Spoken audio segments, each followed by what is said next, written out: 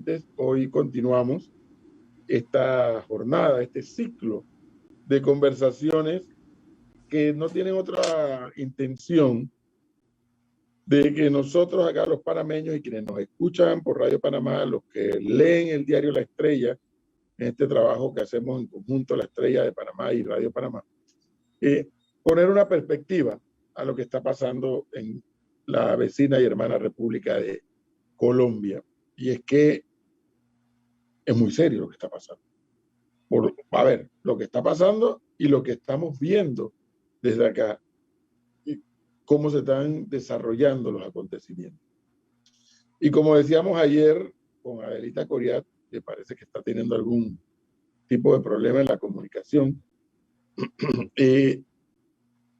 parece que hay una ola en Latinoamérica, no solamente por los cambios que se pueden producir en materia electoral, sino que hay una ola de protestas y de reclamos, de exigencias de cambios, pero que buena parte de esas exigencias y de reclamos, más allá del componente político o ideológico que los hay, para mi gusto hay un componente social demasiado fuerte, pero demasiado fuerte. Y es por eso que hoy vamos a conversar con Sandra Patricia Borda Guzmán, evidentemente colombiana, como ustedes verán, una colombiana muy estudiada, por lo que puedo ver aquí, en diversas universidades, tanto de su país como fuera de su país. Y eso la lleva a ella a ser no solamente una académica, sino también una mujer colombiana que le hace aportes a la sociedad mediante artículos de opinión. Y recientemente me compartieron uno que creo que en términos, me parece que eran términos futbolísticos, ni como visitante ni como local, juega bien en la cancha. Sandra, buenos días, bienvenida, qué gusto conocerla. Hola Edwin, muy buenos días, el gusto es mío. Me llamó la atención ese artículo que me compartieron ayer casualmente, de no lo han jugado bien ni como visitante ni como local. ¿Cómo llega Sandra Borda a esas conclusiones? ¿O por qué? ¿Qué le hace llegar a esa conclusión? Pues, yo diría que en medio de la crisis por la que está pasando Colombia, la reacción del gobierno, y ahora si quiere podemos hablar de las causas de esa crisis que yo comparto con usted, tienen un componente social fuertísimo. En medio de las manifestaciones, de más de un mes de paro en el país, la respuesta del gobierno ha sido una respuesta que tiene dos caras, una cara a nivel interno y otra cara a nivel internacional. En lo interno, creo que el gobierno se ha rehusado sistemáticamente a entender la protesta social y las demandas justamente como un problema que deriva en una muy buena parte o se profundiza durante el confinamiento, que pone a gente en una situación económica muy difícil, particularmente a los jóvenes, y más bien ha resuelto entender lo que sucede en las calles como un problema meramente de orden público, sin reconocer las demandas y las reivindicaciones de aquellos que se manifiestan. Y en lo internacional, digamos, intenta tener un discurso un poco más conciliador, tratando de explicar y justificar las múltiples violaciones a los derechos humanos que tienen lugar en las calles por cuenta justamente de entender este problema solamente como un problema de orden público e intenta mandar un mensaje que es un mensaje un poco, yo creo que difícil de entender para una audiencia internacional, porque es un mensaje de acuerdo con el cual el gobierno está respondiendo, pero simultáneamente cree que las manifestaciones son el resultado de una conspiración de la izquierda nacional con la izquierda internacional para debilitarlo. Y básicamente lo que sugiero en el artículo, como el título lo indica, es que creo que ninguno de los dos discursos le está funcionando, ni el discurso interno ni el discurso internacional. Por eso creo que no está jugando bien de local, pero tampoco de visitante, para usar el lenguaje futbolístico. Así es. Sandra, me gustaría que ayudara a los lectores de La Estrella de Panamá y a los oyentes de Radio Panamá a una perspectiva, que sería, en opinión suya, aclarar si esta crisis estalla en virtud de la gestión de gobierno del presidente Duque o es una crisis que, por así decirlo, estaba silenciosa pero cocinándose y que ha hecho ebullición ahora. ¿Cuál de las dos? Yo creo en que ese es definitivamente un punto fundamental. Creo que hay una cosa que no está en manos del gobierno y es que definitivamente el confinamiento como la política pública de reacción a la pandemia tuvo un costo económico y social enorme que ya habían advertido muchas organizaciones internacionales y la banca internacional que iba a tener ese costo.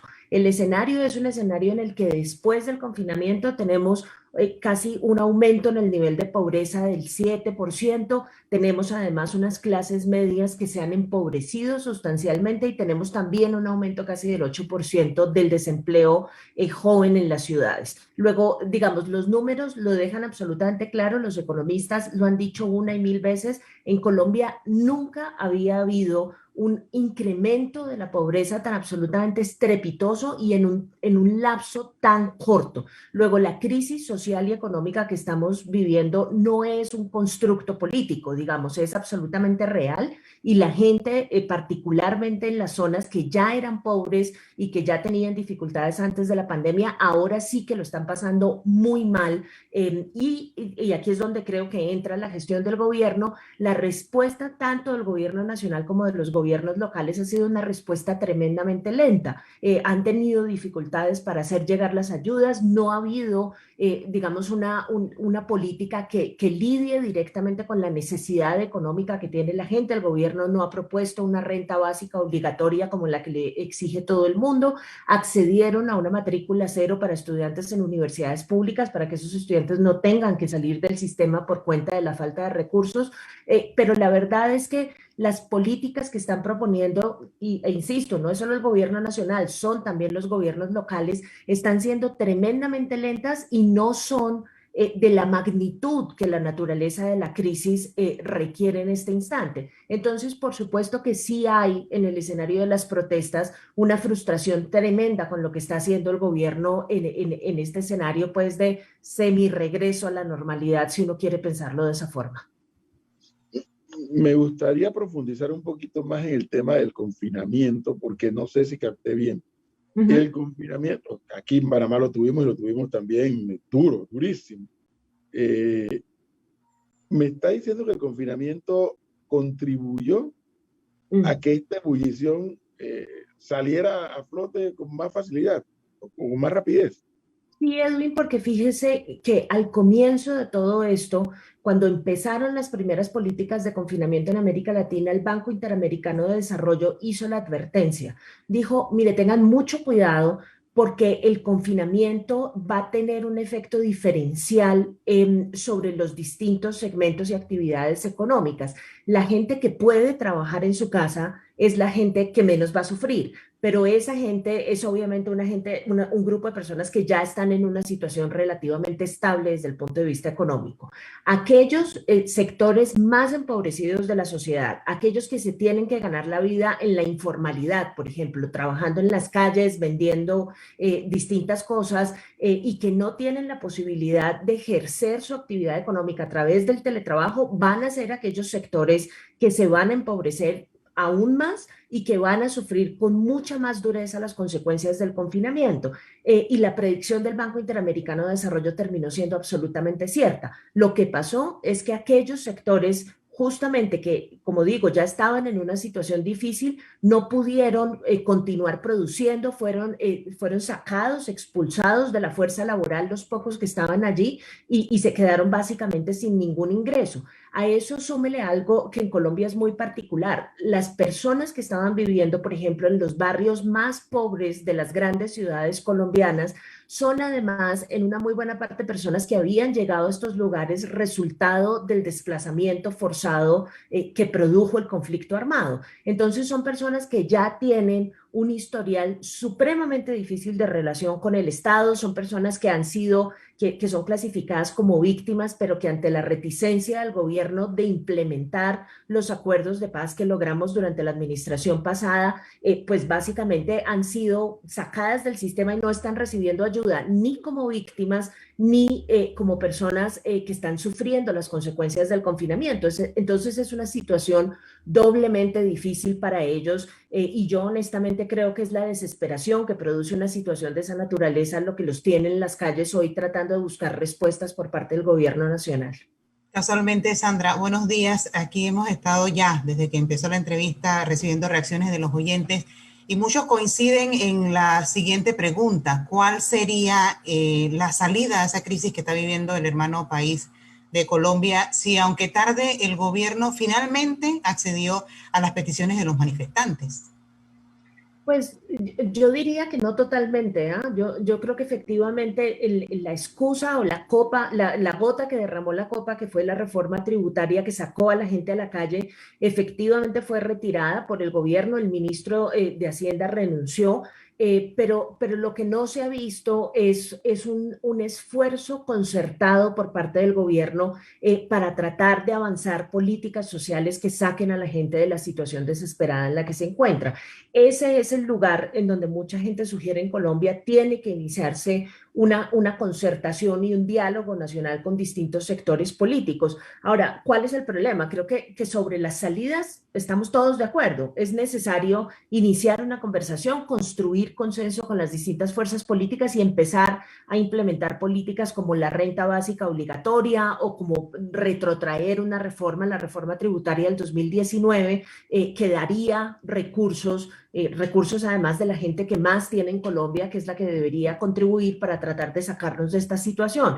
El problema, digamos, conociendo ya que la salida es clara, el problema es que este es un gobierno que está a menos de un año y medio de terminarse, es un gobierno que tiene unos índices de aceptabilidad y de favorabilidad por parte de la gente supremamente bajos y que pertenece a una corriente política a la que también le está yendo muy mal en las encuestas.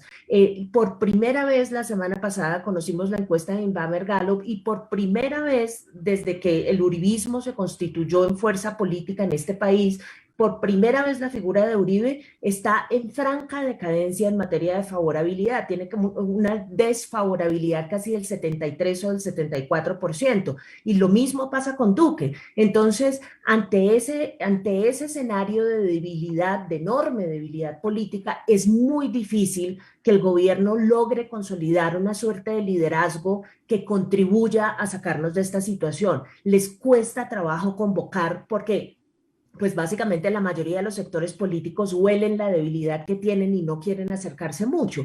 Y adicionalmente yo creo que hay un elemento político e ideológico y es que por tratarse de un gobierno de derecha, creo que es un gobierno que no se siente cómodo construyendo políticas de carácter social porque piensa que eso es monopolio de la izquierda. Entonces hay una conjunción de factores que le hacen muy difícil reaccionar, muy a pesar de que fuera del gobierno, yo creo que ya todo el mundo tiene claro cómo se tiene que resolver esto.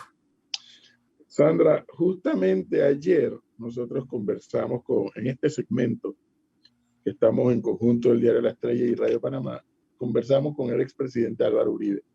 Y me llama la atención que a contrapelo de lo que usted nos menciona hoy, o de su versión y su lectura, él le pone mucho énfasis a la agenda internacional de la izquierda y no solamente le puso énfasis, le puso el dedo acusador a Venezuela. La pregunta que le quiero hacer a Sandra Borda es, ¿usted cree que esa agenda es real o que nada más ha ocurrido que el discurso ensayado por el gobierno del presidente Duque no ha sido comprado por la sociedad colombiana? Pues yo, Edwin, tengo que empezar por decir que a mí me causa mucha gracia cómo en la cabeza del uribismo Venezuela se convierte en un actor súper poderoso o súper débil que está a punto de desaparecer dependiendo de lo que convenga en la agenda. Entonces, a comienzos del 2019 estaban diciendo que al gobierno venezolano le quedaban horas en el poder, semanas. El presidente Iván Duque decía ya están listos, ya funcionó el cerco diplomático, ya es cuestión de semanas antes de que se caiga el oficialismo en Venezuela.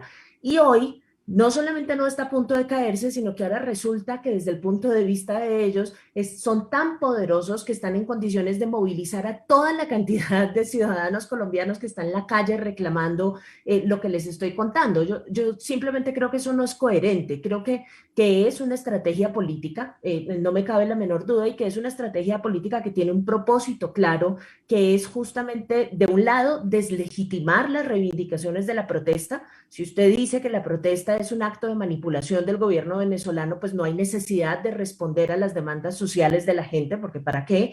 Y de otro lado, les permite les construye las condiciones de posibilidad para que reaccionen a la protesta como si fuera un problema de orden público, porque se presenta como una intervención internacional frente a la cual resulta entonces legítimo utilizar solamente la fuerza pública y, como digo, no responder a las demandas de la gente.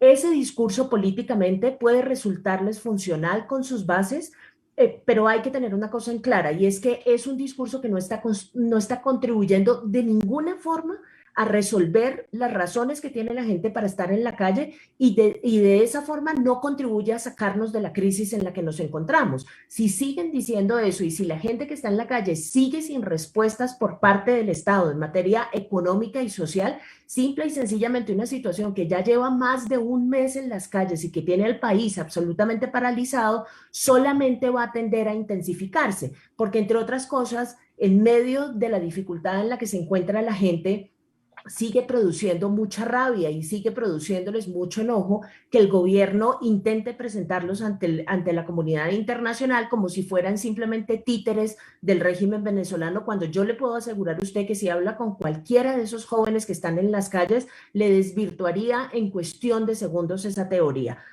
Pero como digo, resulta conveniente políticamente, luego yo puedo entender y explicar la razón por la cual lo están haciendo, pero creo, como le digo, que eso solamente está contribuyendo a profundizar el problema por el que estamos pasando. Y a propósito de los jóvenes que están protestando, Sandra, me gustaría conocer su lectura en cuanto a con quién negocia el gobierno del presidente Duque. Eso a mí me tiene un tanto confundido, porque si bien es cierto, hay una mesa del paro, creo que la llaman así, que han sostenido reuniones con el Ejecutivo colombiano, han encontrado algunos temas de acuerdo, etcétera, pero a pesar de ello, lo que usted acaba de decir, la cantidad de jóvenes que yo veo en las calles, no solamente de Bogotá, de distintas ciudades, me dice a mí, cuidado, yo no estoy seguro que esos jóvenes se sientan representados en esa mesa. Si eso es así, ¿con quién se conversa? Sí, yo estoy totalmente de acuerdo con eso. El Comité del Paro efectivamente incluye organizaciones que están protestando, digamos, no es que estén totalmente desconectados de lo que está sucediendo en la calle, los sindicatos, los profesores del sistema público de educación, digamos, los estudiantes de las universidades públicas y privadas también se encuentran representados allí, pero yo coincido completamente con usted en que el grueso de los jóvenes que están en la calle son jóvenes que todavía no han ingresado o no han podido ingresar al sistema público de educación, mucho menos al privado, y adicionalmente tampoco están en la fuerza laboral, es decir, son jóvenes digamos, están totalmente por fuera del sistema productivo colombiano y están justamente pidiendo oportunidades y pidiendo su ingreso. Y coincido con usted, esos jóvenes no están representados en la mesa del paro. Ahora, ¿qué es lo que procede a hacer en una situación como esa? Simplemente que tanto el Comité del Paro como el gobierno intenten establecer canales de comunicación con esos jóvenes. Esos jóvenes yo creo que han pasado por un proceso muy interesante, ahora están mucho más organizados que antes. Digamos, lo que uno sí definitivamente no puede decir es que no hay con quién hablar, porque ellos sí están organizados, sí tienen liderazgos claros y definidos, pero el ejercicio que procede es que tanto el Comité del Paro como el gobierno se den un poco la vuelta e intenten establecer diálogos y conversación con ellos, porque de otra forma, y los mismos jóvenes en la calle lo han dicho, así el Comité del Paro y el gobierno lleguen a un acuerdo para levantar el paro, si ellos no están representados en ese acuerdo, y con razón lo sugieren, no se van a ir de las calles. Entonces, creo que esto requiere justamente un esfuerzo adicional, pero creo que es lograble, y creo que hay pasos en esa dirección. Hay congresistas que ya se han estado acercando a esas organizaciones de jóvenes y se han estado entablando diálogos con ellos, tristemente solamente en escenario de esta crisis, porque antes de esta crisis básicamente esos jóvenes no existían para la clase política nacional. Exactamente. Adelita, buenos días. Qué bueno que ya hayas resuelto el problema. Qué pena, profesor, que llegué tarde hoy. Me disculpo enormemente con usted y con la profesora Borda, que tengo 100 preguntas para ellas. Qué pena. Adelante, Adelita. Vamos, que el público te está esperando. Gracias. No, es que... ya escuché que hablamos acerca de la agenda internacional que que le dijo Uribe, ¿verdad, Edwin? Sé que trataste ese tema. Pero entonces, profesora, y gracias por estar con nosotros, a mí me gustaría conocer, entendiendo el concepto que tiene Colombia a nivel internacional y todo lo que ha entendido el mundo acerca de las relaciones del gobierno con la población y la forma en cómo pues, se hacen cumplir exigencias de parte y parte. ¿Qué tipo o cómo influiría el nombre de Colombia en el mundo? ¿Cómo afecta la imagen internacional de ese país con todo el conflicto que están viviendo y la falta de solución que hay? Porque más ahora que estamos en tiempos de pandemia, todo mundo, bueno, hay varias aristas, estoy segura que usted las va a desarrollar. Una muy importante es la económica, atracción de inversión, etcétera. Pero el nombre del país, ¿cómo está afectando internacionalmente? Sí, hola, muy buenos días. No, yo creo que esa es una pregunta fundamental. Lo primero que hay que decir es que el problema esencial en este instante, tanto para la comunidad internacional como para los colombianos, es el problema de las violaciones a los derechos humanos que están teniendo lugar en el escenario de protesta. Digamos, la protesta, por supuesto, es un problema, pero finalmente es un derecho reconocido en la Constitución. Si la gente siente que los mecanismos normales de participación de la democracia representativa no le están funcionando, si cree que ya los partidos políticos no lo representan, pues está contemplado que salga a la calle a protestar y a manifestarse. Eso, digamos, es parte del desenvolvimiento de cualquier democracia y uno esperaría que eso se resolviera justamente con políticas públicas. Desafortunadamente no ha sido ese el caso y más bien la respuesta ha sido el uso sistemático de la policía en las calles para desmantelar y reprimir la protesta, y eso ha producido violaciones muy preocupantes en materia de derechos humanos, con un saldo que todavía desconocemos porque los organismos estatales que deberían encargarse de hacerle seguimiento a lo que está sucediendo en materia de derechos humanos en las calles fueron organismos que fueron cooptados por el gobierno y que tienen muchas dificultades a la hora de reportar números objetivos de personas asesinadas en las calles y de personas desaparecidas. Los números todavía no están claros, para ponerlo de otra forma. ¿Qué es lo que plantea eso para la comunidad internacional? Colombia siempre ha sido un país, por cuenta de su conflicto armado, que ha tenido muchos encuentros con la comunidad internacional, que constantemente presiona al Estado para que cumpla con los compromisos que ha adquirido en esa materia. Cuando se firmó el acuerdo de paz, digamos, la suerte de optimismo en la que entramos todos, incluyendo la comunidad internacional, era justamente que en la medida en que se bajaba la dimensión del conflicto armado y se reducía a su mínima expresión, pues íbamos a avanzar sustancialmente en derechos humanos. Eso no ha sucedido, y no ha sucedido solamente por cuenta del paro. El número de asesinatos de líderes sociales en Colombia se incrementó con el inicio de la administración Duque, el número de masacres de jóvenes en lugares de conflicto donde hay rezagos del conflicto también aumentó. Entonces, no solamente tenemos ese escenario dramático del conflicto, de la protesta, sino que además la falta de implementación del proceso de paz también ha tenido un saldo muy importante en esa materia. Ese, creo yo, es el lugar en donde la comunidad internacional tiene que jugar un papel fundamental, presionando al gobierno y presionando al Estado para que cumpla con los compromisos que ha adquirido de respetar los derechos de sus ciudadanos. Es que, Edwin, yo hacía la pregunta, Edwin, porque va a ir una comisión de la CID. Aquí tengo la fecha, es que yo estoy apuntando. 8 de junio. 6 de junio, el 8 de junio. Sí, 8 creo, sí.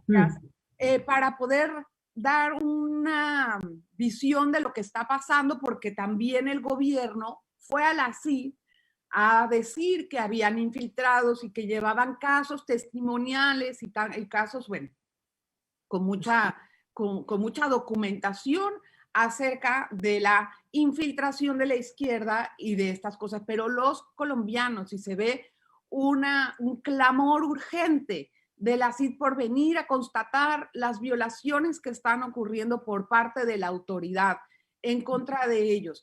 Y ahí es donde pues, uno no entiende cuál es el verdadero foco que está ocurriendo en Colombia. ¿Qué puede hacer la CID? Exacto. ¿En qué puede ayudar esto y cómo puede tranquilizar a la población? La solicitud que están haciendo muchas organizaciones defensoras de derechos humanos es que la Comisión Interamericana de Derechos Humanos haga lo que ellos denominan una visita in loco, que consiste básicamente en ir al país, ir al lugar, a los lugares en donde la manifestación se ha tornado más violenta, hablar con familiares de víctimas y con víctimas de la represión policial y tratar de hacer una evaluación de la situación de derechos humanos que está teniendo lugar en Colombia, justamente para, con base en la recolección de esa información, poder hacerle demandas concretas al Estado colombiano de respeto a sus derechos humanos. En la medida en que las organizaciones, digamos, del Estado colombiano no han podido cumplir con esa labor, y en la medida en que las ONGs defensoras de derechos humanos han tenido tantos problemas también para documentar esas violaciones a los derechos humanos, porque también están siendo objeto de la represión policial, entonces la idea es que esta Comisión Interamericana, pues digamos con el halo internacional y de defensores de derechos humanos en el hemisferio que tienen, pueda cumplir con esa labor de hacer una suerte de monitoreo de la situación en esta materia y con base en eso producir un poco de documentación objetiva sobre lo que está sucediendo para poderle hacer demandas al Estado. Luego, esta es una visita supremamente importante para los colombianos, para poder, digamos, resolver el problema que estaba describiendo. El problema es que el gobierno ha sido muy reticente a que la visita tenga lugar. Primero, la vicepresidenta y también canciller estuvo de viaje en Washington la semana pasada y la primera declaración que dio era que solamente querían la visita hasta diciembre, cosa que, digamos, ya no tiene mucho sentido, pero eso se llama visita in loco, porque es una visita que tiene lugar mientras están pasando las cosas en los lugares en donde están pasando. Después continuó unas reuniones con varios miembros de la Secretaría de Estado y con, digamos, con congresistas demócratas y demás, en donde seguramente hubo mucha presión para aceptar la visita y ella cambió su posición y aceptó la visita, eso sí, haciendo una larga lista en una carta de los sitios y las cosas que quiere que la comisión haga. Ahora, eso no funciona así, digamos, esas visitas no son visitas diplomáticas en las que el Estado controla la agenda, sino que la comisión misma se encarga de recolectar la información utilizando sus propios métodos. Entonces parece que finalmente va a pasar en la primera semana de junio y esperemos que eso sea, que dé resultados importantes para parar lo que está sucediendo en las calles de Colombia en este momento. A mí lo que me preocupa, les comparto mi inquietud sobre esto de la CIDH, es que si bien es cierto, siempre se procura la revisión del respeto a los derechos humanos por parte del Estado, lo cual es correcto, que reclamarle a los Estados, oiga, respete los derechos humanos de toda la población. No se mira en ocasiones, y lo vivimos en Latinoamérica, y no solamente en Latinoamérica, en ocasiones hay manifestantes que también son muchísimo más violentos, y de eso se habla muy poco. Entonces, yo creo que la visita, espero que se dé, y que haga un balance justo, no solamente con si ha habido niveles de violencia, como en efecto los ha habido, por parte de policías y militares, pero que también haga el señalamiento a manifestantes, que también, Sandra, lo hemos visto acá en las televisoras de acá, han sido fuertes.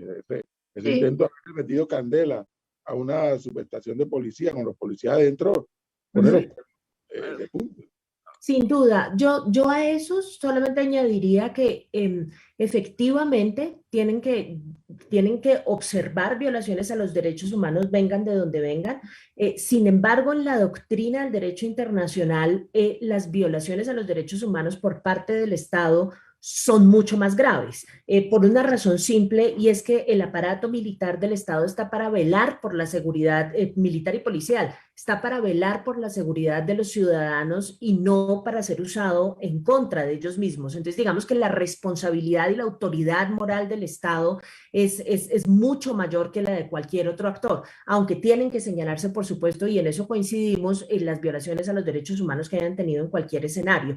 La otra cosa que diría es que efectivamente el uso de la violencia ha tenido lugar de parte y parte, pero el saldo que tenemos en este momento de víctimas fatales, de desapariciones y de detenciones ilegales, tristemente es mucho más alto del lado de la fuerza policial. Hasta el momento, fíjese, tenemos, dependiendo de la versión que usted tenga, entre 40 y 45 personas que han sido asesinadas en las calles y solamente una de ellas ha sido un policía. Luego, en materia de la proporción, lo que estoy tratando de decir es que la parte dura de lo que está sucediendo con la violencia en las calles la están sufriendo los ciudadanos de a pie, que a diferencia de las fuerzas del Estado no están armados, y a diferencia de las fuerzas del Estado no tienen todo el aparato carcelario y todo el aparato represivo para jugar en su favor. Entonces, digamos, ahí yo creo que el énfasis sí definitivamente tiene que estar puesto en la seguridad de los ciudadanos, que insisto, son los que están desarmados y son los que están ejerciendo el derecho a la protesta. Qué bueno este argumento, Sandra, porque me ha traído a la mente algo que vi en estos días. Cali. En estos días, el alcalde de Cali no sacó a la policía ni a algo que ustedes llaman el SMAT. No tengo precisión de qué es. Y ese fue el día de mayor turbulencia en Cali. El SMAT es la parte de la policía que está dedicada a lidiar con disturbios sociales, justamente, digamos, es la parte de la policía que debe cuidar, digamos, que la protesta social no se convierta justamente en algo violento y que haya respeto, digamos, a la infraestructura y a la salud de la gente y a la integridad de la gente. Lo que ha pasado en Cali, Edwin, es una cosa muy particular, porque parte de lo que está sucediendo, y yo creo que esta es otra dimensión supremamente preocupante, es que personas civiles están saliendo a las calles armadas, ¿no?, con la complacencia de la fuerza policial a dispararle directamente a los manifestantes. Pasó hace 15 días en el sur de la ciudad, cuando estaban haciendo un bloqueo las comunidades indígenas, y en ese barrio de la ciudad salieron varias personas. Ahí están las imágenes y eso está supremamente documentado, que es lo que me preocupa justamente del discurso internacional del gobierno, que nunca tocan el tema gravísimo que tenemos en Colombia, sobre todo por nuestros antecedentes en materia del conflicto y la existencia de fuerzas paramilitares, de ciudadanos comunes y corrientes que simplemente están armados y no con pistolas de cualquier calibre, sino con fusiles de gran poder, y que están saliendo a las calles a dispararle a los manifestantes y la fuerza pública no está haciendo nada. A este momento no tenemos ni una sola de esas personas, a pesar de que hay imágenes y videos, no tenemos ni una sola de esas personas apresadas, y la fiscalía se está moviendo muy lentamente para procesar judicialmente eso que abiertamente es un delito. Entonces, Cali desafortunadamente es un lugar en donde están convergiendo un montón de cosas que son muy preocupantes. Se está convergiendo este fenómeno que describo. Además hay organizaciones criminales de muy diversa naturaleza que justamente tienen su área de influencia en los barrios más difíciles y más empobrecidos de la ciudad, y además tiene un liderazgo político supremamente débil también, que ha cometido muchísimos errores en el manejo de esta crisis desde el comienzo. Qué interesante, Edwin. Entonces, uno se pregunta, viendo ya desde el punto de vista interno, con toda esta intencionalidad de las protestas que hay en diferentes formas, profesora, y también aunado a eso la falta de confianza que hay en las instituciones que están dedicadas a poner el orden, o el que está dedicado a investigar, y pues obviamente al gobierno que enmarca todo. ¿Esas mismas instituciones van a ser las adecuadas para resolver el conflicto? Ese es el problema, ¿no? En el 2008, más o menos, la credibilidad que tenían las instituciones del Estado estaba más o menos entre el 57 y el 58%. Y hoy, estos son datos del Observatorio de la Democracia de la Universidad de los Andes, la credibilidad está entre el 15 y el 18%. ¿Sí? Lo que quiere decir básicamente que una de las razones que tienen a la gente en la calle es que ellos sienten que el Estado y sus instituciones están de espaldas a sus necesidades, no confían en ellos, ya no los sienten capaces de resolver los problemas por los que están pasando. Y lo oye uno constantemente cuando habla con la gente que está en las calles. Dicen, inclusive si firmamos un acuerdo con el Estado y con este gobierno en particular, dicen ellos, este gobierno le ha tocado básicamente 2 o 3 paros nacionales, de los cuales sale con un ejercicio de negociación, y la queja de las organizaciones sociales es que el gobierno nunca cumple los acuerdos que firma con ellos para desmontar el paro. Entonces, eso es un problema en este escenario, porque el nivel de desconfianza desconfianza es enorme. Lo que dicen las organizaciones sociales es ¿para qué vamos a firmar un acuerdo si de todas formas al día siguiente ellos no lo van a cumplir? Ese es el sitio en donde otras fuerzas políticas tienen que jugar un papel fundamental, porque en la medida en que el gobierno está tan debilitado y no puede retornarle esa credibilidad a las instituciones, se hace necesario que otro tipo de liderazgos y otro tipo de fuerzas políticas empiecen a ser parte de eso. El gran problema que tenemos es que ya casi, si no es que ya, estamos en medio de la campaña electoral para la presidencia y para el Congreso el próximo año, y las aguas turbias de la competencia electoral siempre hacen muy difícil, digamos, el cálculo que hacen las fuerzas políticas para participar o no y de qué forma hacerlo en la resolución de esta crisis. Al final de la historia, Adelita, algo que me ha llamado la atención y qué bueno este alto contraste que hemos logrado conversando ayer con el expresidente Uribe y conversando hoy con la profesora Sandra Borda, porque sí, nos pone dos perspectivas, indiscutiblemente dos perspectivas, pero hay algo que con lo cual yo concluyo, y es que fíjese que yo como un panameño, que además tuve la oportunidad de ir a Colombia, Adelita, a ver el proceso de la votación por el sí y el no, el proceso de paz. Y yo le confieso, doctora, que yo iba con una expectativa muy favorable, de decir, oye, ya, ojalá que ese país entre en paz, Claro. Que ya se pacifique, ya, o sea, ya no pueden ser 50 años matándose y en el medio el narcotráfico, ¿no? Y todos los traumas que eso conllevó, ¿no? Todos los traumas y los secuestros y todo esto. Para mi sorpresa, gana el no. Yo no, bueno, doctora, yo estaba ustedes tienen un centro que es como una feria, algo muy grande ahí en Bogotá. Corferias. Sí. Y ahí era el centro de prensa. Y pude ver, Adelita, periodistas colombianos llorando cuando se enteraban del resultado, pero llorando de la impresión que les dio el resultado. Bueno. Es que fue una sorpresota ese. Absolutamente, pero ¿qué resulta? Resulta que, y Sandra Borda lo ha planteado hoy 2 o 3 veces, si alguien se opuso y alguien promovió el no, fue el expresidente Uribe. Me imagino que entre otras cosas, entre otras consideraciones, pues su pugna con el presidente Santos en aquel momento. Hoy no es ni Santos, ni es Duque, ni es Uribe, es Duque. Y por lo que le entiendo a Sandra Borda, ese proceso de paz como que al final no llegó hasta el final, donde debió haber llegado. Y probablemente por eso estamos donde estamos en Colombia. ¿Será? Yo creo que tiene mucho que ver. Ahora, creo que el problema mucho más grueso es el problema que he venido describiendo de la condición económica en la que está mucha gente, que creo que sí es muy difícil y eso es insoslayable.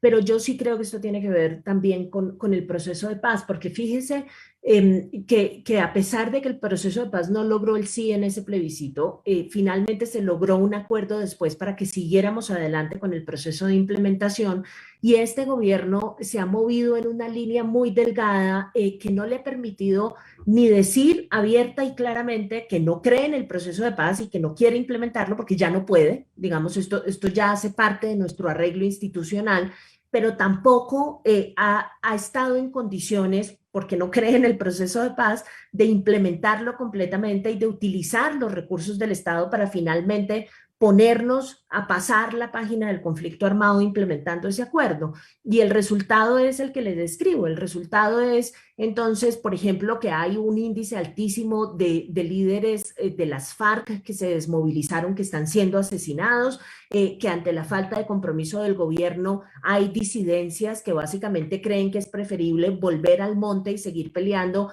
antes que ser objeto del asesinato porque el Estado no los está protegiendo en su condición de desmovilizados. Hay asesinatos de líderes sociales, es decir, no hay ningún aparato estatal que esté respaldando el proceso de implementación de la forma contundente en la que uno quisiera que eso estuviera sucediendo. Entonces, estamos en un limbo. ¿No? Estamos en un limbo en el que ni implementamos, ni no implementamos, ni nos movemos hacia adelante en las demandas del paro, ni no lo hacemos. Y todo eso es resultado de un gobierno que no solamente es débil, sino que se mueve constantemente en medio de la tensión entre elementos muy radicales del Centro Democrático, su partido de gobierno, entre ellos el mismísimo presidente Uribe, que ahora se ha vuelto crítico del gobierno y dice que el presidente Duque no tiene autoridad y que la razón por la que estamos como estamos es porque no ha tenido la suficiente autoridad para lidiar con la situación, y el resto de las fuerzas políticas, el resto de los sectores sociales colombianos, que en este momento realmente lo único que están demandando son políticas de alivio en materia económica para la situación por la que están pasando. Entonces, digamos, yo creo fundamentalmente que la parte gruesa de la razón por la cual nos está costando tanto trabajo movernos hacia adelante tiene que ver justamente con la debilidad enorme del gobierno, y por eso creo que no vamos a tener una solución clara y contundente de esto hasta que hagamos la transición hacia el siguiente. O sea que va a estar Colombia un año sumergida en esto. ¿O un año largo que va a ser muy difícil. Muy difícil porque puede derivar en otra guerra civil, en otro tipo de conflictos civiles que usted misma me está comentando, nos está comentando que nadie está persiguiendo, nadie está investigando. Entonces eso, bajo la impunidad, pues todo vale. Entonces, ¿cuál es la solución pronta? No puedo creerlo. Pues, como digo, yo creo que parte de lo que puede empezar a suceder es que el gobierno se empiece a dar cuenta que esto no es sostenible y empiece a llevar a cabo un diálogo genuino con las organizaciones sociales, y de allí vayan saliendo soluciones particulares. El problema es que, miren lo que pasó la semana pasada, miembros del gobierno se fueron a hacer una negociación en Buenaventura con la gente que estaba parando, llegaron a un acuerdo después de esa negociación que estaba teniendo, y el primero en criticar los acuerdos fue el expresidente Uribe. Y inmediatamente después de la crítica del expresidente Uribe decidieron retrotraer los acuerdos que habían logrado en Buenaventura. Entonces, ese creo yo es un ejemplo muy elocuente del problema que va a haber con la negociación de aquí en adelante, porque parte de lo que está sucediendo también es que el Centro Democrático está muy debilitado, le está yendo muy mal en las encuestas, y ellos están dispuestos a hacer lo que sea necesario para en este año tratar de remontar un poco la favorabilidad de los colombianos y lograr ganar las próximas elecciones con otro candidato. Y ese incentivo es lo que los está haciendo tratar de recobrar este discurso de la mano dura, este discurso del orden público, que es muy típico de ellos. Entonces, en cierta medida, el caos por el que estamos pasando les conviene un poco electoralmente. Lo que me hace pensar que muy poca gente en este momento, con la excepción de los empresarios y con la excepción de la gente que la está pasando tan mal económicamente, tienen un incentivo claro para tratar de pasar esta página a la mayor brevedad posible. Doctora Sandra Patricia Borda Guzmán, como aparece aquí. Qué gusto. El Zoom me saca todo el árbol genealógico, por solo Sandra Borda. Qué gusto escucharla realmente con una perspectiva, evidentemente, Adelita, evidentemente diferente a la que escuchamos ayer, y justamente de eso se trata. Darle los diferentes ángulos que tanto la parte editorial del Diario La Estrella como Radio Panamá nos hemos dispuesto para que los panameños tengamos esos diferentes ángulos y esa perspectiva y hacer nuestras propias conclusiones, Adelita. Es que, Edwin, lo mejor que tiene este periplo de entrevistas es que vamos a poder contrastar todos estos puntos, ¿no? Y cada una de ellas nos ha dejado otro tipo de lección. A ti y a mí, ya después ahorita estamos analizando, como dicen en el after party, de lo que nos dejó nuestro entrevistado. Y de verdad que yo quiero agradecerle muchísimo a la profesora Borda. Yo sé que usted ha trabajado mucho con jóvenes, ha escrito libros acerca de ellos, o sea, bueno, de los estudiantes más bien, ¿no? Y ha hecho columnas interesantísimas. Leí una muy buena ayer para prepararme para la entrevista acerca de que se mantengan ellos en sus lados, nosotros en el mío. Y como no me quiero acercar a ti y tú a mí no, esas son las barreras que están separando y dividiendo a la población de Colombia. Muy interesante ese artículo sociológicamente hablando. Le agradecemos muchísimo, profesora, por estar con nosotros, de verdad. A ustedes, muchísimas gracias por la conversación y terminen de tener un buen día. Gracias, igualmente.